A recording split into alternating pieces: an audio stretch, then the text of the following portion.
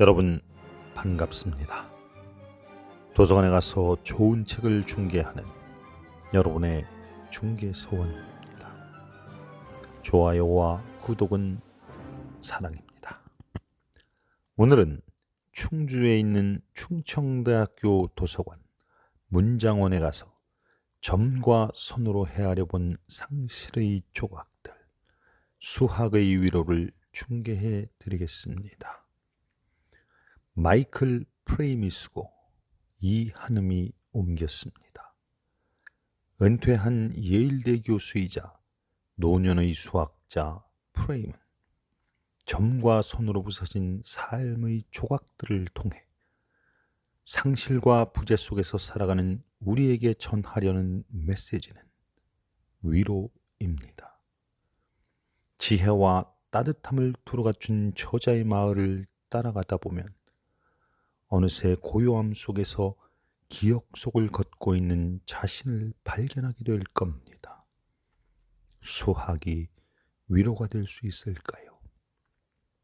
자, 그럼 산책을 시작하겠습니다. 내게는 기하학이 수학의 가장 아름다운 측면이자 내가 가장 잘 아는 부분이므로 이 책에서는 기하학의 초점을 맞출 것이다. 비탄의 기하학이다. 이는 늦은 오후 수업 시간에 교사가 칠판 한가운데 손을 내리긋고 양쪽에서 삼각형의 두 변과 끼인각이 같을 때 합동을 증명하는 과정을 쭉 적을 때 뛰쳐나가고 싶은 마음이 가득해지는 기하학의 비탄과는 다르다. 그것이 불운이 아니라면 내게 불운이란 아예 없을지니 라는 노래 가사가 푸치니의 아리아 아무도 잠들지 마라 와 다른 것과 마찬가지다. 이 책에서는 비탄과 기하학이 서로 소통하는 방식을 몇 가지 살펴보기로 한다. 우리는 한밤중에서 새벽 사이의 어두컴컴한 시간에 홀로 자기 생각에 빠져들곤 한다. 이때가 자기 개인의 비탄을 살펴보기에 가장 좋은 시간이다. 첫 번째 단계는 자신이 겪은 일을 이해하는 것이고, 그 다음 단계는 그것이 기존 연구에 어떻게 들어맞는지 알아보는 것이다. 내가 할 이야기를 이해하려면 당신은 먼저 자신의 비탄을 들여다볼 필요가 있다. 우리가 논의할 개념 중 상당수는 성찰의 산물, 내가 겪은 비탄과 기하학의 산물이다. 나는 그것들을 추상적인 논증 형태가 아닌 이야기 형태 위주로 제시하고자 한다. 이야기야말로 감정적으로 중요한 개념을 전달하는 데 가장 효과적인 방법이라고 보기 때문이다. 추상적 논증은 어느 정도 배경 지식을 제공할 수 있지만 이야기야말로 직접적이고 절실하게 핵심을 제시한다. 비탄은 돌이킬 수 없는 상실에 대한 반응이다. 정리하자면 예상 비탄 같은 것은 없다. 가벼운 슬픔이 아니라 진정한 깊은 비탄을 느끼려면 상실한 것이 엄청난 감정적 무게를 지녀야 하며 세상의 초월적 측면을 덮고 있던 장막을 걷어내야 한다. 밝은 광원을 가리던 안개를 날려버려야 한다. 그래서 여기서는 돌이킬 수 없고 감정적 무게를 지니고 초월적이라는 비탄의 세 측면에 초점을 맞출 것이다. 물론 비탄만이 이런 특성들을 드러내는 경험은 아니다. 나는 자녀가 없지만 부모가 된다는 것도 비슷하게 심오한 특성을 지니리라고 상상한다. 돌이킬 수 없고 감정적 무게를 지니고 초월적이라는 특성을 지닐 것이다. 비탄은 명백히 거기에다가 추가로 한 가지 측면을 더 지니는데 바로 상실에 대한 반응이다. 물리학에는 어떤 선택을 했을 때 다른 모든 선택은 불가능하다는 모형이 있다. 이 결별이 사람과 구름과 고양이의 세계로도 스며들까? 이야기를 펼치면서 이 점도 생각해 보기로 하자. 여기서 우리는 다시금 비탄으로 돌이킬 수 없는 상실에 대한 반응으로 돌아온다. 한 기하학의 신중한 탐사가 세계에 대한 우리의 이해를 돌이킬 수 없는 색깔을 칠하게 될까? 실험과학보다 수학에서는 대개 꿈과 탐사 사이의 거리가 훨씬 가깝다. 여느 과학에서와 마찬가지로 수학에서도 무언가를 하려면 먼저 배경 지식을 배워야 한다. 그러나 수학에서는 실험을 설계하고 장비를 모으고 생물을 대상으로 한 실험이라면 윤리심의도 신청하고 실험을 수행하고 데이터를 모으고 결과를 해석하는 식으로 일이 전개되지 않는다. 수학에서는 그냥 생각을 시작하기만 하면 된다. 기하학이 우리가 자연을 이해하는 방식에 관한 통찰을 제공할 수 있다는 말이 그리 놀랍지 않게 다가올 것이다. 그러나 이 책의 목표는 다르다. 아니 적어도 다른 방향에 초점을 맞춘다. 나는 기하학이 상실감을 이해하는 방식에 관한 통찰을 제공할 수 있다는 것을 보여주고자 한다. 기하학이 우리가 문학을 해석하는 방식에 놀라움을 안겨줄 수 있음을 보여줌으로써 이 접근법을 살짝 맛보기로 하자. 호르헤 루이스 보르헤스가 1940년에 쓴 단편소설 원형의 폐허들은 미로들이라는 단편집에 실려 있으며 겨우 5쪽 분량이다.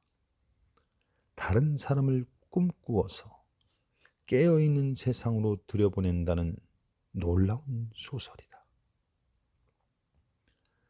꿈꾸는 사람은 꿈속의 사람을 2년 동안 훈련시킨 뒤 훈련받은 기억을 지운 다음 강 상류에 있는 두 번째 폐허가 된 신전으로 보낸다.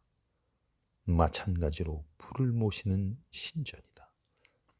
얼마 뒤 꿈꾸는 사람은 상류 신전에 불에 타지 않는 마법사가 있다는 소식을 듣는다. 꿈속의 사람은 자신이 꿈속의 존재임을 알아차리게 되지 않을까? 그때 불이 꿈꾸는 사람의 신전을 에워싼다. 그런데 그는 불에 전혀 타지 않는다. 꿈꾸는 사람은 자신도 꿈속의 존재임을 깨닫는다. 꿈속의 사람을 꿈꾸는 사람 자신이 꿈속의 존재라는 이 배치가 바로 우리가 해독하고자 하는 것이다. 기하학은 이야기에서 새로운 것, 숨겨진 무언가를 찾도록 도와줄 수 있을까? 보르헤스가 이 이야기를 알고 있었는지는 모르겠지만 이 이야기는 적어도 19세기 중반부터 여러 형태로 널리 떠돌았다. 그리고 보르헤스는 무한의 기초 수학을 분명히 잘 알고 있었다. 하지만 이 모형이 보르헤스 이야기의 토대일 가능성이 낮은 이유가 두 가지 있다. 첫 번째는 보르헤스의 페어플레이 감각이라고 부를 수 있는 것이다. 꿈꾸는 사람과 꿈속의 사람이 무한히 많다면 그가 단 2명만 말하고 다른 이들이 있다는 단서를 전혀 제시하지 않았을 이유가 없지 않을까. 보르헤스가 오컴의 면도라를 알고 있었던 것은 분명하다. 오컴의 면도라는 흔히 가장 단순한 설명이 들어와질 가능성이 가장 높다는 식으로 표현된다. 그러나 오컴의 윌리엄이 원래 했던 말, 존재는 필요 이상으로 중복돼서는 안 된다. 이 말은 여기에 딱 들어맞는다. 중복되는 인물들의 무한 집합은 오컴의 면도날에 들어맞는 이야기 구도와 무한히 거리가 멀다. 두 번째는 시간적으로 맞지 않는다. 원형의 페어들에서 꿈꾸는 사람은 자신이 꿈속의 사람보다 더 오래 현실 속에 있다는 착각을 이어간다. 따라서 꿈속의 사람들을 따라 계속 나아갈수록 이 시간은 점점 짧아지며 이윽고 불가능할 만치 짧아진다. 반대 방향으로 가면 꿈꾸는 시간은 점점 더 길어지는데 이 점도 문제가 된다.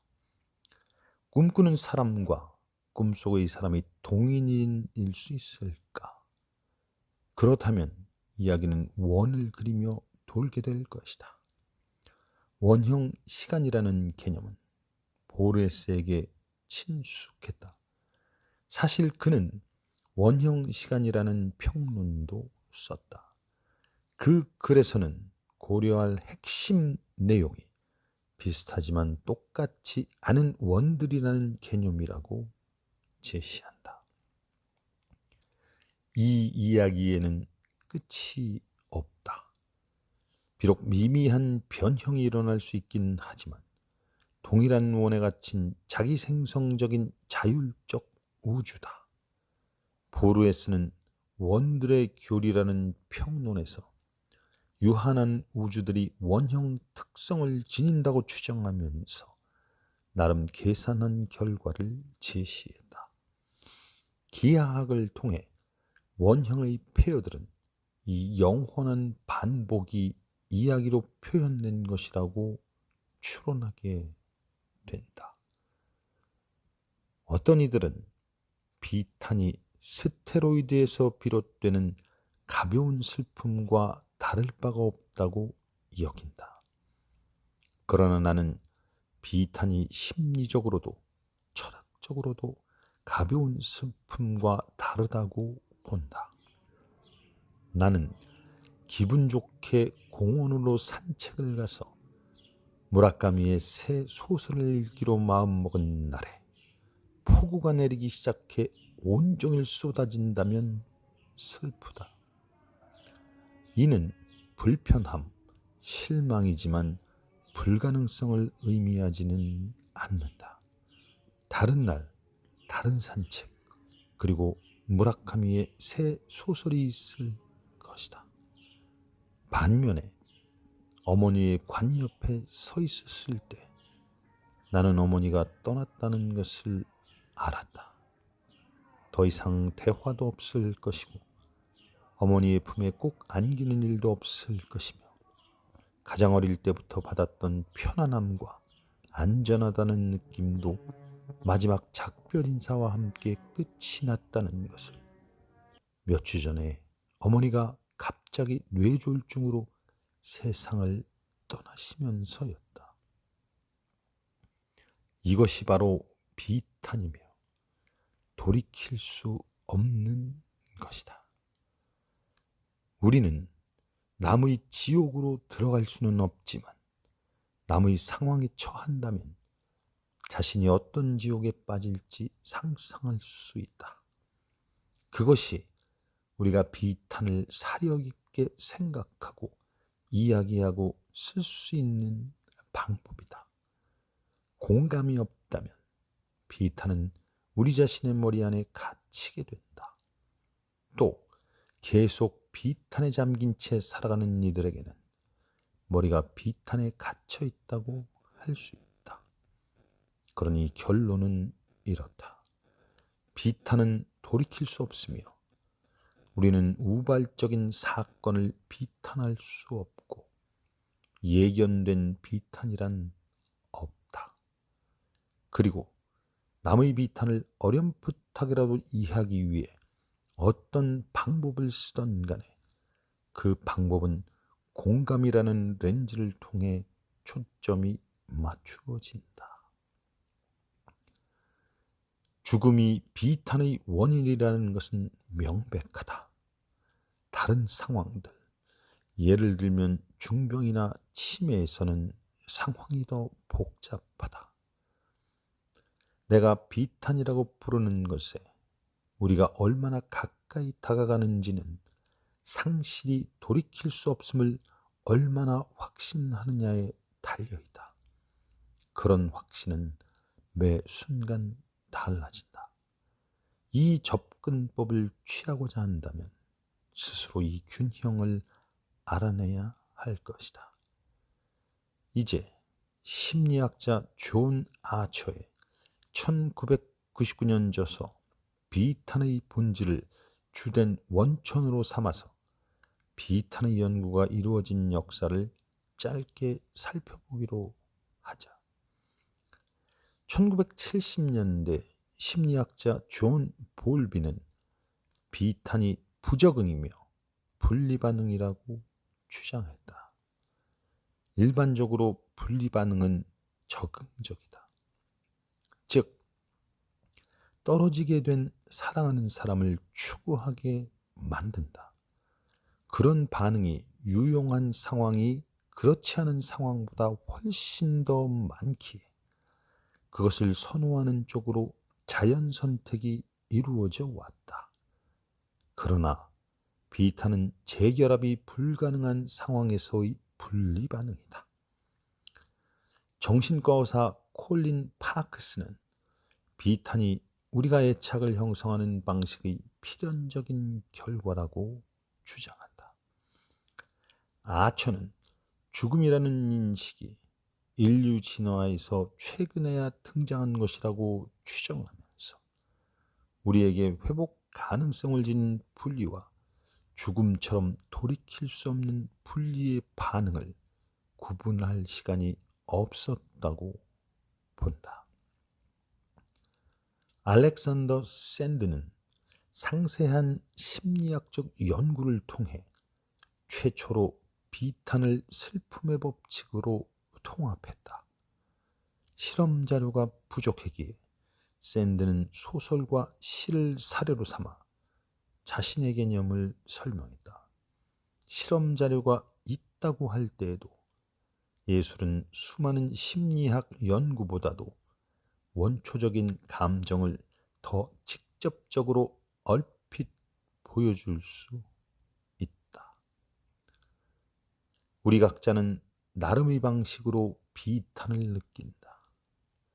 각자에게 맞게 잘리고 조각되고 새겨지는 비탄이다. 그럼에도 나는 이제 각자 사적인 형태의 비탄을 이해하는데 기하학이 도움을 줄 방법이 있다고 주장하련다. 단계들의 지도가 아니라 추상 공간을 지나는 길들, 즉 궤도들의 집합이다. 이 추상 공간은 감정의 공간인 것만이 아니다. 호르헤 루이스 보르헤스가 끝없이 두 갈래로 갈라지는 길들이 있는 정원에서 제시한 방대하게 갈라진 시간대들인 것만도 아니다. 우리가 이야기 공간에서 불연속적 길을 찾을 수 있는 이유는 무엇일까? 비탄은 돌이킬 수 없는 상실의 한 표현이다. 이야기 공간 기하학이 함축한 의미를 보여주고자 나는 엄마의 죽음을 사료로 들고자 한다. 나와 내 가족의 이야기 공간은 서로 만나지 않는 부분 공간으로 나뉜다. 엄마가 있는 세계와 엄마가 없는 세계다. 엄마가 돌아가셨을 때 우리 가족 모두의 길은 엄마가 있는 세계라는 부분 공간에서 엄마가 없는 세계라는 부분 공간으로 도약했다. 엄마가 있는 세계에서 엄마가 없는 세계로의 도약은 돌이킬 수 없다. 삶의 어떤 궤도도 엄마가 없는 세계에서 엄마가 있는 세계로 도약하지 않는다. 모두의 이야기 공간에는 어지러울 만치 많은 불연속성이 들어있다. 하지만 크나큰 감정적 무게를 지닌 사건들과 연관된 불연속만이 우리 각자의 궤도의 중요한 부분이 된다. 내가 아는 한 모든 유형의 비탄은 비슷하다. 크나큰 정서적 무게를 지닌 누군가나 무언가의 돌이킬 수 없는 상실에다가 약간의 초월성이 결합된 것이 특징이다. 물론 규모는 아주 제각각이다. 비정수 차원을 알게 됨으로써 생기는 인지적 재배치의 상실에 따른 비탄은 반려동물을 잃는 비탄보다 덜하고 후자는 부모님을 잃는 비탄보다 덜하다. 비탄에는 정도의 차이는 있지만 종류의 차이는 없다. 아니, 내게는 그렇게 보인다. 그리고 이는 또 다른 요점으로 이어진다. 각 비탄은 많은 부분 집합, 사실 많은 부분 비탄으로 이루어진다. 누구를 잃을 때 그 사람이 하는 일들의 새로운 사례가 생길 가능성도 잃는다. 비탄은 남들을 도울 수 있는 행동으로 투영할 기회를 준다. 이런 사례들은 작은 단계들이지만 그것조차도 집단 선택이 상실 뒤 삶을 추스르기 위해 취할 행동을 증폭시키는 이유 중 몇 가지를 드러낸다. 이런 작은 행동들의 규모를 키울 수 있을까? 큰 단계들이 있을까? 사실 때때로 비탄은 탄복할 만한 선한 행위를 할 기회를 준다. 죽음은 돌이킬 수 없이 사라진 이들을 더 이상 경험하지 못하게 문을 닫는다. 그러나 비탄은 추억들을 뒤섞고 행동들을 새로운 방식으로 볼 수 있게 할 문을 연다. 그리고 소수에게는 비탄이 사원의 문들을 활짝 열어젖혀 뒤로 한 걸음 물러서서 놀라운 선행을 할 길을 제공한다. 비탄이 진화적 토대를 지닐까? 사회의 진화라는 수준으로 올라가 보자. 비탄은 여러 사람을 도울 수 있는 행동을 촉발할 수 있다. 고통에 대한 최선의 해답은 이것일 수도 있다. 비탄은 우리에게 대담한 걸음을 뗄 힘을 줄 수 있다는 것이다. 옮긴 이 한음은 제가 이 끝에 서서 다음과 같은 말로 저자의 뜻을 되풀이해 준다. 수학이 위로를 해준다고? 사랑을 잃은 지독한 슬픔, 그 비탄을 달래준다고? 어떤 방법으로? 혹시 어려운 수학 문제를 풀고 있으면 슬픔을 잊을 수 있다는 것일까? 저자는 수학의 여러 용어와 기법이 우리의 삶에 어떻게 적용될 수 있는지, 특히 상실에 따른 고통과 비탄을 줄이는데 어떤 도움이 될 수 있는지를 이야기한다. 수학이 그저 머릿속에서 탐구하는 대상이 아니라 자신의 삶과 어떤 관계를 맺고 있는지를 저자가 오랜 세월 깊이 있게 성찰했음이 여실히 드러난다. 그러나 저자는 자신이 그저 수학자이고 수학에 친숙하기에 수학을 통해 비탄을 약화시킬 방법을 찾았을 뿐이라고 말한다. 음악, 문학, 미술을 좋아하는 독자는 저자의 방법을 그쪽으로 적용해 보라고 말한다. 또 상실에 따른 비통함을 달랠 방법은 여러 가지가 있으며 자신의 수학적 방법을 써서 슬픔을 위로하는 데 도움을 받았을 뿐이라고 말한다. 겸손한 태도로 차분하게 누구나 수학을 상실의 아픔을 보듬는 데 이용할 수 있다고 다독이는 독특한 관점의 책이다. 마이클 프레임과 함께 걸었던 수학에로의 긴 산책을 여기서 마치겠습니다. 여러분, 감사합니다.